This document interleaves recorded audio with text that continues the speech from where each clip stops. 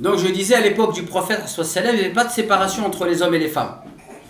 La séparation, en fait, elle se faisait par le fait qu'il y avait les hommes devant et les femmes derrière. Et là, on peut dire aussi que ça pourrait très bien être les femmes à droite ou les femmes à gauche.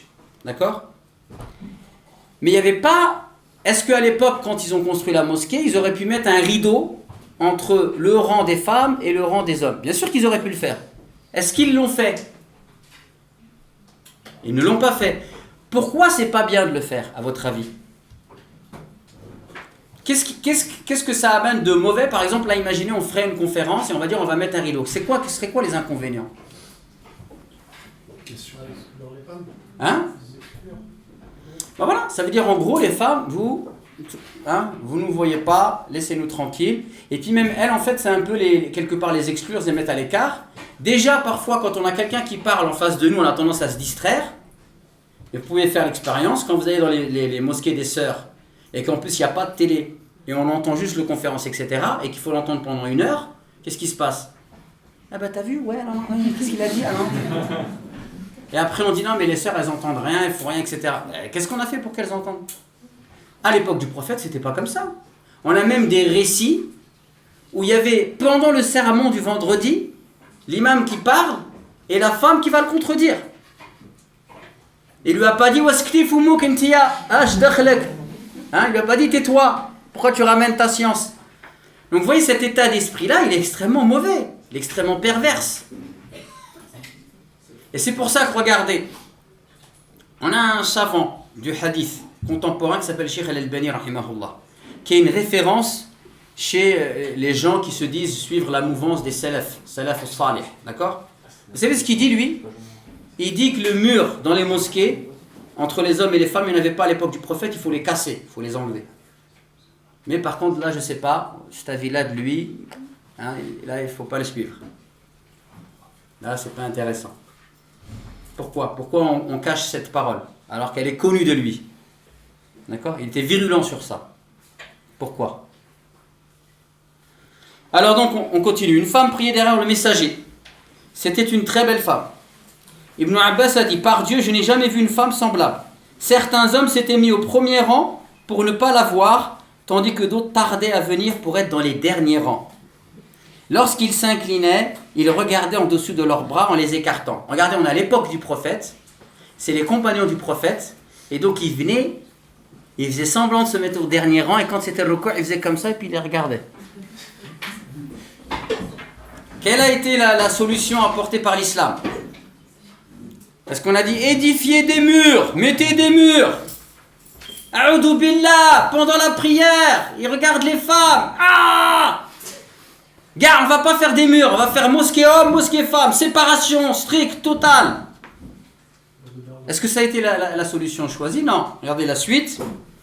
Donc, c'est alors que Dieu révéla, et nous connaissons certes ceux parmi vous qui ont avancé, al-mustaqdimin, et nous connaissons ceux qui tardent encore, al-mutaakhirin. Sourate 15, verset 25. Donc, sur cet incident, suite à cet incident, qu'est-ce qu'il va dire le prophète? Il va dire: la plus mauvaise place pour les femmes est à l'avance des mosquées, et la meilleure place pour les femmes est à l'arrière. La plus mauvaise place pour les hommes est à l'arrière, la meilleure place pour les hommes est à l'avant. Donc ici, en fait, c'est pareil, cette parole-là, il faut bien la comprendre. Parce qu'il y en a, ils ont une compréhension tellement limitée qu'ils sont partis dire que lorsque la femme, elle prie, même si elle prie toute seule chez elle en groupe, le meilleur rang des femmes, c'est derrière. Dans ce cas-là, c'est faux. Si la femme, elle prie toute seule, il n'y a pas d'homme, le meilleur des rangs pour elle, c'est devant. C'est simplement s'il reste d'être vu. Et d'ailleurs, là, pourquoi il dit ça, le prophète? Il dit ça simplement c'est dans le but, c'est pas une question de place, le but c'est d'éduquer. L'objectif c'est l'éducation. En fait, ce qu'il veut dire par là le prophète ici, alayhi salatu wassalam, suite à ce récit, où il y a ce verset qui est descendu, donc le prophète il est au courant de pourquoi ce verset descend. Et il sait quel est, mais donc il veut éduquer, parce que c'est un problème d'éducation. Les hommes et les femmes dans une société, forcément il va y avoir des interactions. Et l'islam, qu'est-ce qu'il veut? Il veut éduquer à la pudeur. Mais l'interaction, tant qu'elle a une nécessité, tant qu'elle respecte des cadres de pudeur, de respect, etc., cette interaction-là, elle n'est pas blâmable. D'accord? Elle peut le devenir si il y a justement un certain nombre de comportements qui sont délaissés, etc., que ça amène à la débauche, etc. Mais concevoir que l'islam, il prône une société où il n'y aurait que des murs entre les hommes et les femmes, c'est pas la réalité de l'islam. Et d'ailleurs, la société où ça se produit, c'est en Arabie Saoudite. En Arabie Saoudite, c'est une société qui a pour conception d'essayer de séparer au maximum les hommes et les femmes. D'où ça vient? De la culture. C'est leur culture, c'est une culture de bédouins, d'accord? Et deuxièmement, quelle est leur argumentation religieuse? Leur argumentation religieuse, elle relève d'un principe en usul al-fiqh qu'on appelle sadd ad-dara'i', c'est-à-dire le principe de précaution, d'accord? Et donc c'est un avis typiquement personnel qui est lié à un pays, à un contexte, à une culture. Et vouloir transposer ça en France ici, ça nous amène à être complètement fous.